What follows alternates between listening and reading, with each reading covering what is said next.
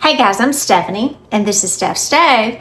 And have you ever found yourself with lots of fresh summer tomatoes and you wonder, what am I going to do with all those tomatoes? I need something new to do with them. Well, today I'm going to show you how to make pickled tomatoes. Now, these are going to be just tangy, delicious, and super easy to make. Perfect that you can just kind of grab them and pop them in your mouth for a wonderful tangy treat straight from the refrigerator. So, let me show you how to do it. Alrighty, to get started, I'm actually going to bring this bowl over here, and I'm going to be using a quart-size mason jar. This is a little warm, so just let me get a mat here, because we're going to be pouring a hot brine in here. So one thing, after I wash my jars out, I always fill them with warm water and let the jar completely heat up, because you never want to add anything cold or hot liquid into a cold jar. That'll make your jars crack. So you never, ever, ever want to do that. And you can do it with, you can fill them up with hot tap water if you do it. Sometimes I just put it in my Keurig and just have it filled with just hot water. And there's a little mark on there. And that's perfect. It just warms the jar up and gets it ready for it. Now, this is a wide mouth jar. It's much easier when we're doing this. And we're going to take, I've already washed these nicely. These are some pretty little cherry tomatoes I got from a local farmer, and this is about 3 cups, so that's going to be about how many we'll need for this jar. It's perfect. We don't need it super full because we've got to have some room for the rest of our ingredients. Now, to this we're also going to add some minced garlic. Now, if you want to use whole garlic, you can use 2 whole garlic cloves, and you can just kind of break those in half. Or if you want to use the minced garlic, that's perfectly fine. You'll just need about 2 teaspoons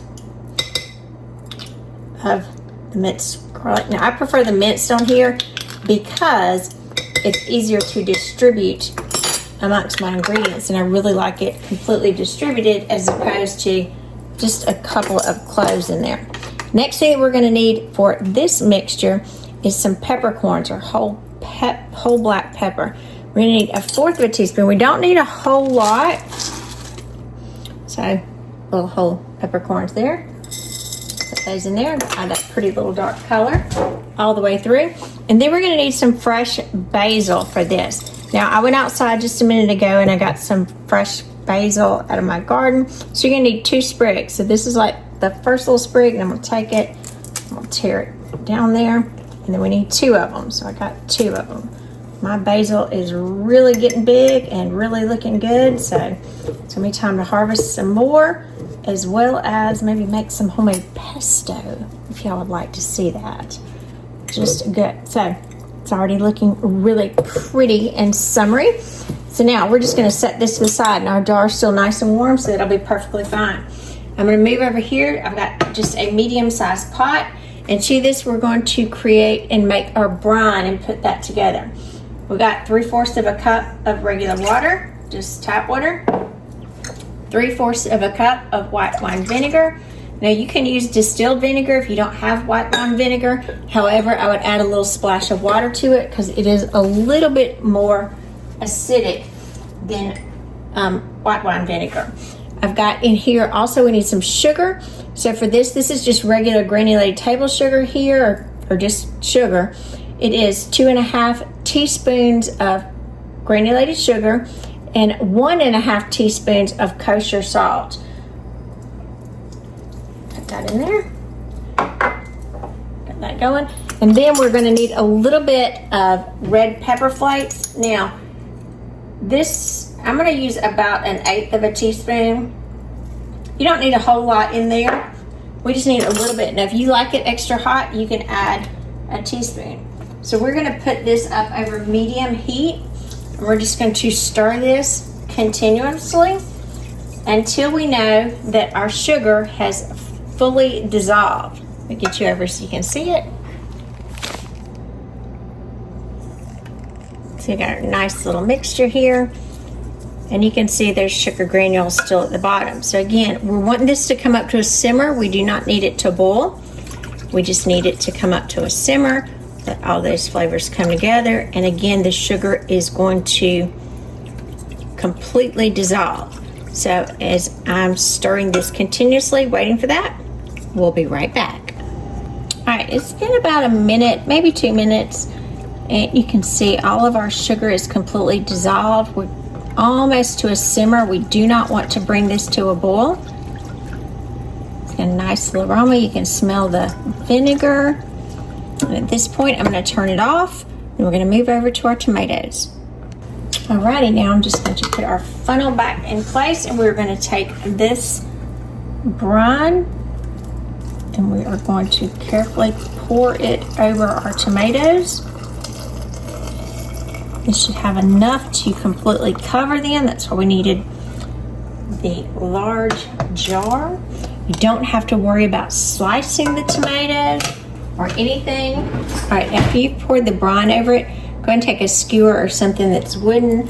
I'm going to take the blunt end of it here, and I'm going to press the basil further down so that is distributed throughout. Don't want it necessarily just floating to the top. I want that flavor going everywhere.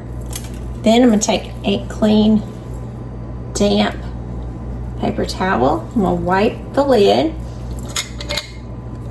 take the top to it, and go ahead and secure it on there. And then we're going to let this sit at room temperature to completely cool. All right, after these are nice and cool and they've cooled completely at room temperature, we're going to take these and pop these in the refrigerator. They're going to stay in there for at least 8 hours or up to overnight so that that brine soaks in through those skins and they get all nice and beautifully pickled. And then we'll be ready to enjoy them. I'm Stephanie. This has been Steph's Stove, where today we made these beautiful pickled tomatoes. Now, I've already taken the lid off, and we're going to go in and give these a taste because they have cooled off, and if we can taste them. These pretty cherry tomatoes. Ooh, that brine. Garlicky, vinegary. The tomato skins are softening. They still pop in your mouth. This is a wonderful snack.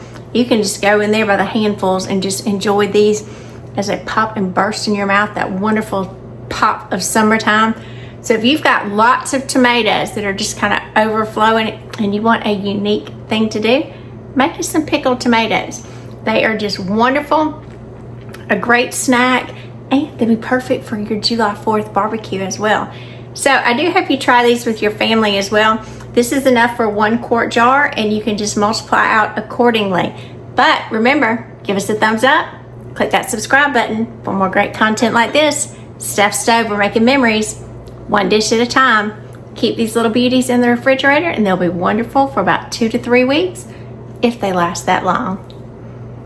Thanks for watching, guys.